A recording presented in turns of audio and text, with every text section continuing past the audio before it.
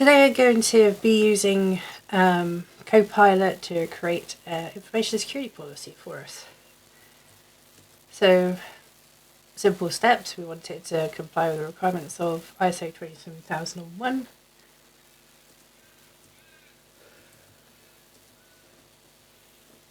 Let it do its magic. Alright, so need to clearly define the purpose of your information security policy to make sure it aligns to your organization's requirements and expectations for information security. Just adding in there the 2022 requirement of the standard to ensure it's up to date. Defining the scope, so as things may change over time, it's good to make reference to other documentation throughout this high-level policy. So here I'm putting in the ISMS information asset register as the defining area to scope the information assets. Information security objectives look okay, but it's good to also make reference to the ISMS framework itself. You may call it ISMS manual or ISMS policy, but essentially the document that you'll outline how the ISMS is going to operate for your organization. So I'm just putting in here a prompt for it to add a reference to the ISMS framework for defining the measurable information security objectives.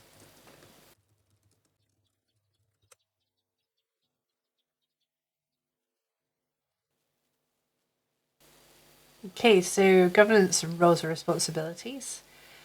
I'm going to make some references to another document that supports the ISMS, and that'll be the RACI chart.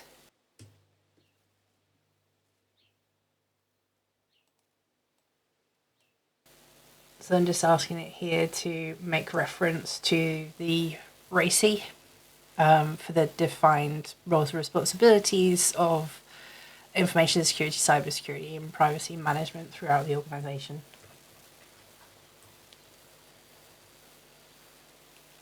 Again, as references may change over time as you mature, it's good to have more general statements within your overarching security policy, so you're not changing it every 5 minutes. As we've already defined the roles and responsibilities and made reference to the RACI chart, I just removed the specifics for Information Security Officer RACI. So what we want to do in terms of risk management, again, is make reference to the information security risk management framework or a relevant framework that you're utilizing for information security and cybersecurity, depending on how your organization is actually set up.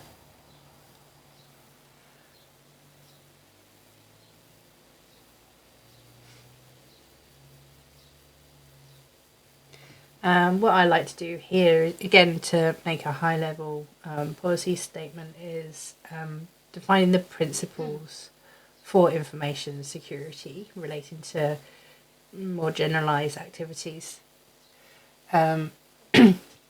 Those statements are fine. It's very high-level statements, just like a minimum commitment statement from the organization to how they're applying security.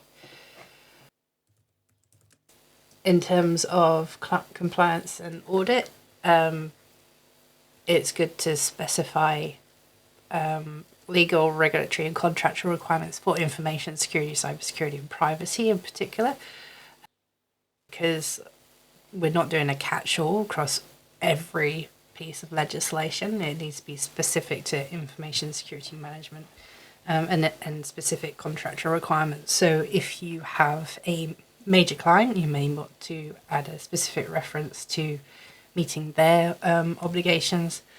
But yeah, entirely up to you how you present this, but it's good to focus on information security specific.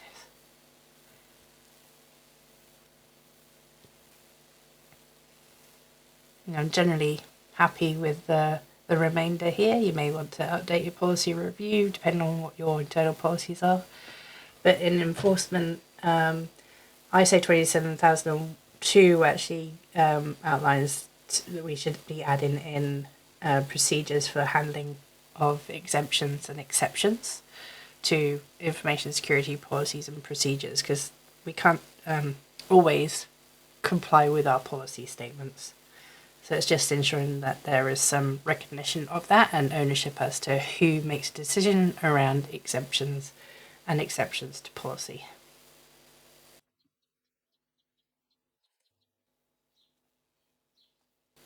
So there we have it. We've got a policy in under 8 minutes that meets the requirements of ISO 27001.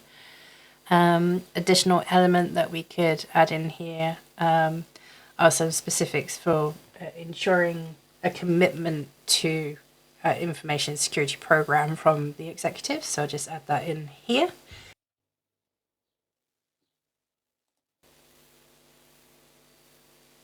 So you see here it's implemented. The senior executives are fully committed to supporting the ISMS and fostering continual improvement by ensuring the provision of appropriate resources, including personnel, training, technology, and budgetary support. And there we have it. In under 10 minutes, your security policy is ready to go.